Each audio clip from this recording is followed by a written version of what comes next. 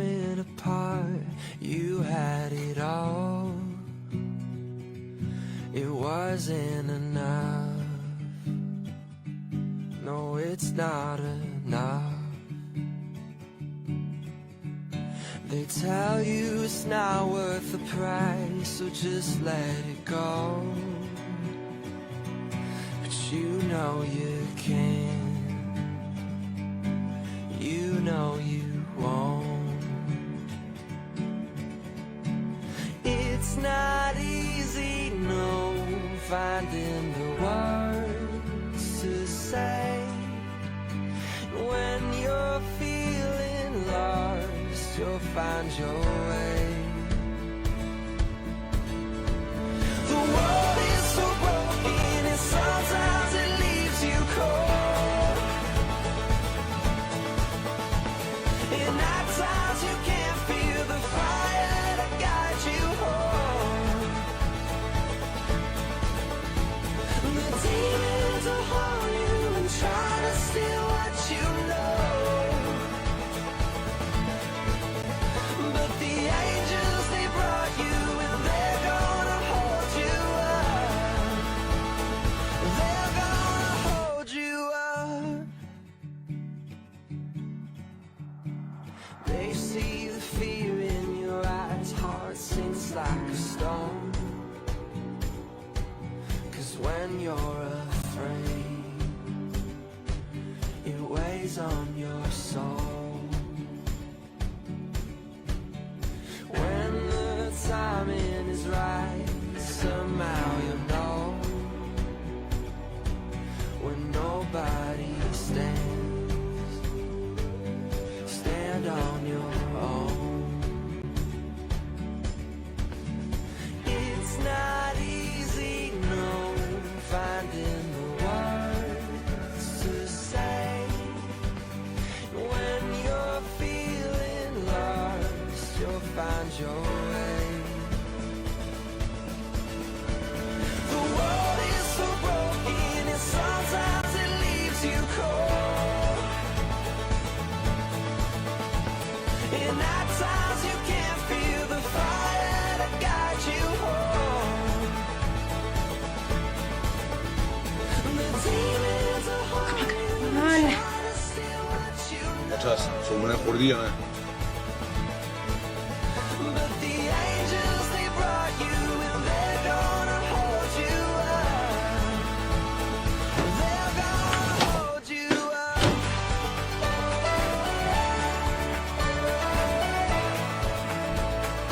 They're gonna hold you up.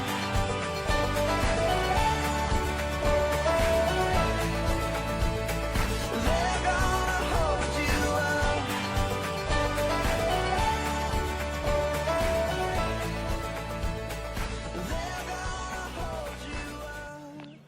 Earthers out there who still consider the existence of a supreme deity to be either necessary or self-evident or both. And with that, as previously announced, I will be turning the podium over to Mr. Wheaton, who will be presenting his case in favor of a supreme celestial dictator, otherwise known as God. Mr. Wheaton, are you ready? Podium is yours.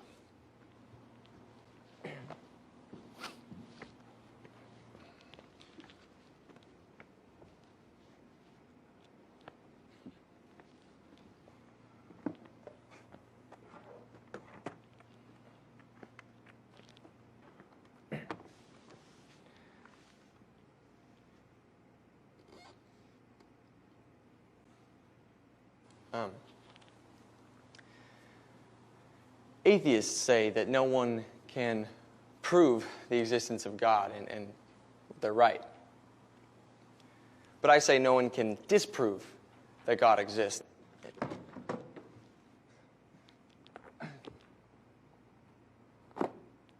But the only way to debate this issue is to look at the available evidence, and that's what we're going to do. We're going to put God on trial, with Professor Radisson as the prosecutor, me as the defense attorney, and you as the jury. Most cosmologists now agree that the universe began some 13.7 billion years ago in an event known as the Big Bang. So let's look at theoretical physicist and Nobel Prize winner Steven Weinberg's description of what the Big Bang would have looked like. And since he's an atheist, we can be sure there isn't any believer bias in his description. In the beginning, there was an explosion, and in 3 minutes, 98% of the matter there is or ever will be was produced. We had a universe. For 2,500 years, most scientists agreed with Aristotle on the idea of a steady-state universe, that the universe has always existed with no beginning and no end.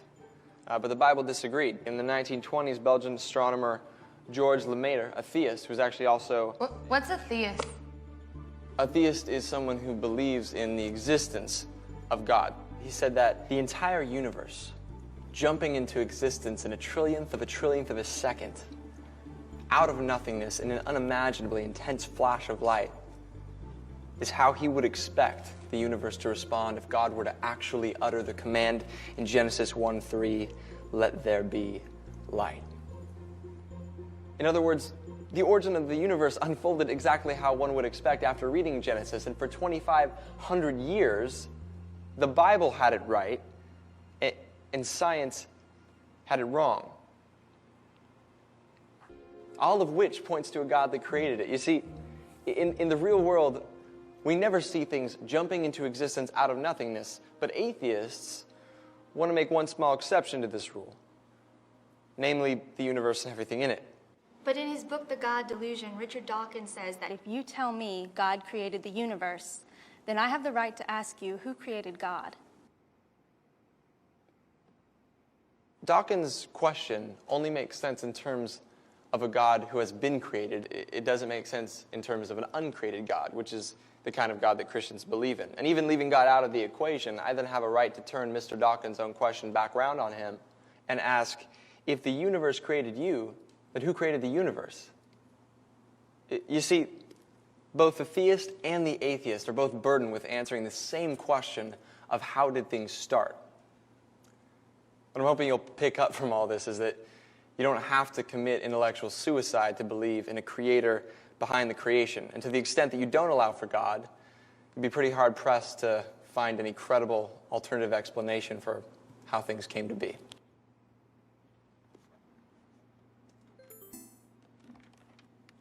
Well, I imagine you're quite pleased with yourself. But I see you carefully avoided the fact that Stephen Hawking, the world's most famous scientist, and who is not a theist, has recently come out in favor of a self-designing universe. I haven't avoided it, I just didn't... You just didn't know about it. All right. Well, let's see what Professor Hawking, the occasional professor of physics at Cambridge, who occupies a teaching chair once held by Sir Isaac Newton, has to say about the origin of the universe. And I quote, "Because there's a law such as gravity, the universe can and will create itself from nothing. Spontaneous creation is the reason there is something instead of nothing. It's why the universe exists, why we exist. It is not necessary to invoke God to set the universe in motion." End quote. So you may have never come across his comment, but this point remains. How do you answer?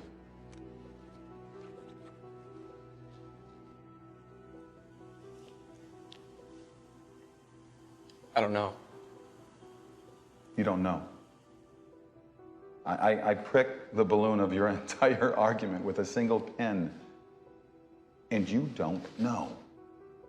Huh. Well, I mean, I'd like to tell you I have the perfect answer, but it doesn't shake my underlying faith. Okay. So the greatest scientific mind in all of history says that God is not necessary, but a first semester freshman says, oh, yes, he is. Wow, you know, it's going to be a really tough choice. Well, I look forward to next week's lecture. Class is dismissed.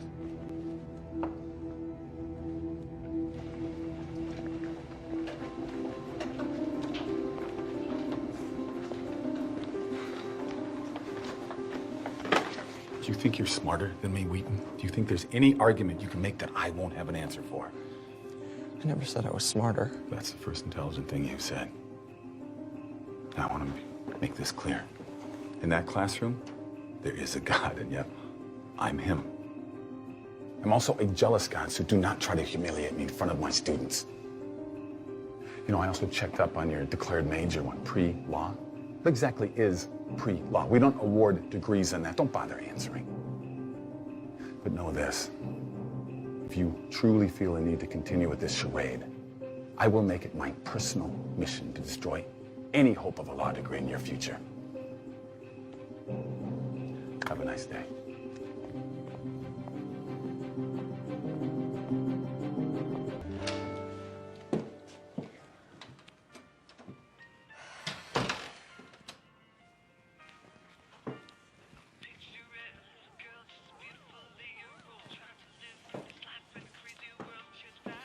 Hey, Fahid.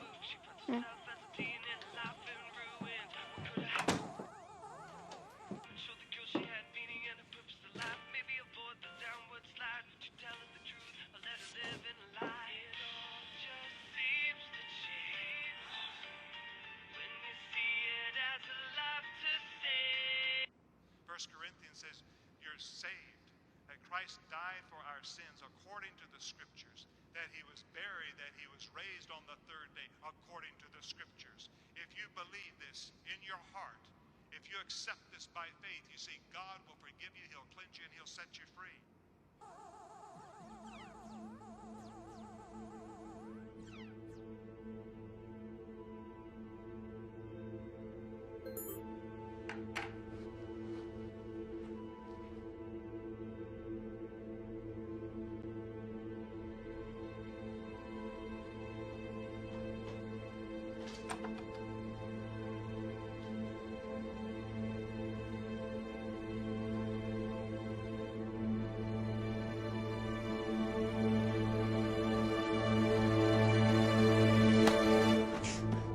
Give me that! Give me that! You must never tell Baba. Swear to me you will never say anything. Swear it!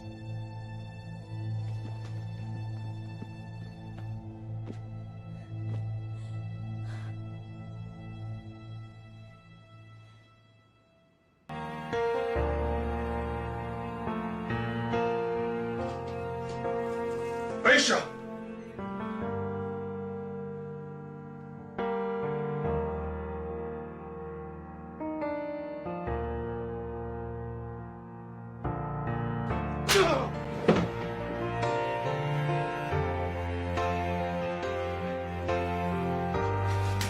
He's the one God who has not begotten. Say, I command you to say it. No, Mama, Jesus is my Lord and Savior, and he died to save me from my sin. No! Carry on. Carry on. What I know is you, my God, are real. No matter how I feel, you've never let me go. And what I know is there will never be a day you are just a breath away, and through it all I've got to hold to what I know. Gonna hold to what I know.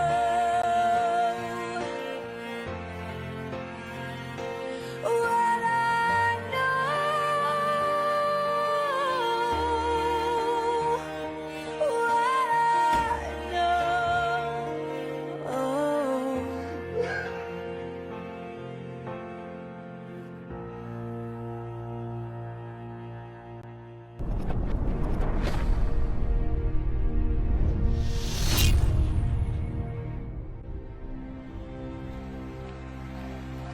Well, check out the screen behind me. We have a very special message from a very good friend. Hey, I'm Willie Robertson, speaking on behalf of the Robertson family. Me and the gang wanted to let you know we've heard in the news that there's been a bit of a squabble down there on campus. One of your professors insisted that God is dead. Well, I'm happy to announce that the reports of God's death were greatly exaggerated. Now let me ask you a question. Have you got your cell phones on you? Good. All right, now while this next song is playing, I want everyone to go to their contacts and click on everybody you know and text them. 3 simple words. God's not dead. And there's 10,000 of you out there, and everyone knows about 100 people. That's 1 million messages right there. 1 million times we're going to tell Jesus that we love him in the next 3 minutes. And for the young man who took up the gauntlet to defend God's honor, and you know who you are, I can only imagine the smile you put on God's face. This one goes out to you. It was you, wasn't it? The one who defended God. Yeah. How did you know? I heard you talking in the cafeteria. Only a real risk tests the quality of a belief, right?